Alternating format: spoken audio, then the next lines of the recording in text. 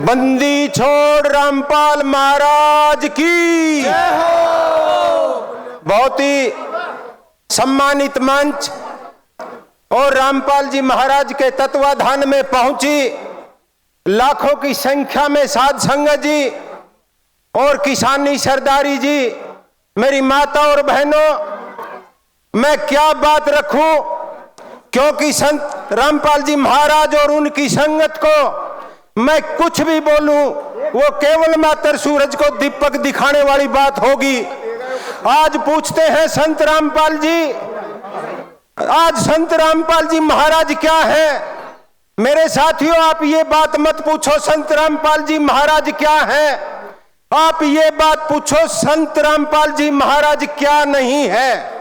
लेकिन आज जब हरियाणा प्रदेश में, उत्तर प्रदेश में, पंजाब में, राजस्थान में चारों तरफ पानी की त्राई त्राई मची हुई थी, हरियाणा प्रदेश की सरकार, केंद्र की सरकार ने हाथ खड़े कर दिए थे।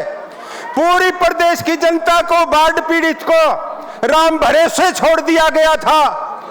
कोई कार्य किसी तरफ से नहीं हो रहा था। उस समय राम के अवतार के रूप में, कबीर साहब के रूप में संत रामपाल जी महाराज प्रकट हुए थे।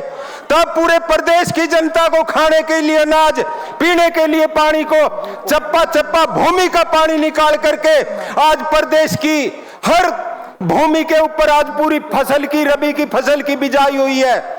इसलिए मेरी माता और बहनों, मेरे भाइयों, में कोई लंबी चौड़ी बात नहीं कहना चाहता। संत रामपाल जी महाराज के बारे में मैं क्या कहूं, मैं तो केवल मात्र ये कहना चाहूंगा, तुम जियो साल हजार और हर साल के दिन हो 50,000।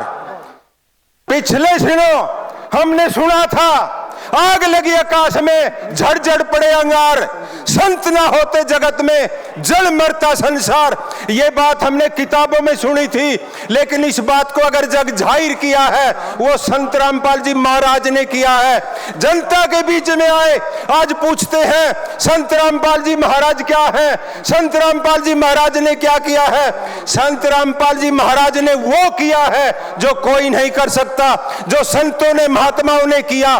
बोले संत रामपाल जी महाराज जेल में क्यों है? जब जब भी संत महात्मा इस संसार के अंदर आए, उन्होंने दुख और तकलीफ उठाई। कबीर साहब थे, उनके पांव बांध करके नदी में फेंक दिए गए थे, समस्त ब्रज की खाल खींची गई थी, गुरु नानक देव जी से चक्की पिसवाई गई थी, अर्जुन देव को तत्ते चौओं के ऊपर बिठाया गया था, ईसा मसीह को फांसी तोड़ा गया था। उसी मुहिम के अंदर संत रामपाल जी महाराज को जेल के अंदर बंद किया गया है।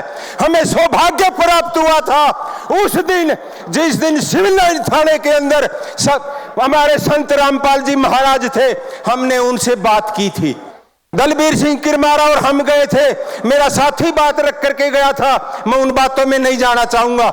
लेकिन संत जी ने एक बात कही थी कि भाई मेरा कसूर क्या है, मेरा कसूर बताओ। सुख मैं भोग सकता था, मेरा आश्रम था, मैं क्रोथा को छोड़ करके आया हूं, मैं बरुआड़ा के अंदर आया हूं, आज अगर सिविल लाइन थाने के अंदर आया हूं, मेरा कोई व्यक्तिगत आरोप नहीं है, मैं अपराधी नहीं हूं। जब 1947 के अंदर, एक सेकंड लेना चाहूंगा मेरे साथियों, जब 1947 के अंदर अंग्रेज इस देश की सत्ता को छोड़ करके जा रहा था, चर्चिल की अंग्रेजों की तरफ से विशेष ड्यूटी लगाई गई थी। सत्ता हिंदुस्तान को सौंपी गई, और जब सत्ता सौंपी गई तो चर्चिल रोने लग गया। सरदार पटेल ने एक बात पूछी थी कि चर्चिल जी, आप इस देश को सत्ता सौंपना चाहते हो, आप रो क्यों रहे हो? उन्होंने कहा कि सत्ता परिवर्तन हो रहा है, व्यवस्था परिवर्तन नहीं हो रहा, और व्यवस्था परिवर्तन जब होगा और जो आवाज उठाएगा वो जेल की सलाखों के पीछे जाएगा, उसको कोई सुनने वाला नहीं होगा।